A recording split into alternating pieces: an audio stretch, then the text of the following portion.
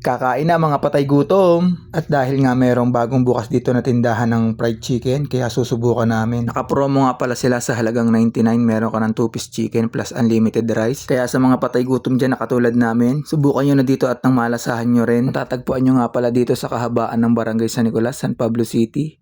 Halos katapat siya ng Iglesia ni Cristo. Dahil wala nga Boodle Bite ngayon, kaya dito kami kakain ni JC Boy. Ito ang aming pandayo talaga sa kainan tsaka sa inuman. Unli gravy nga din pala siya, kaya babalik uli kami para humingi. Minsan nga ginagawa naming sabaw ang gravy.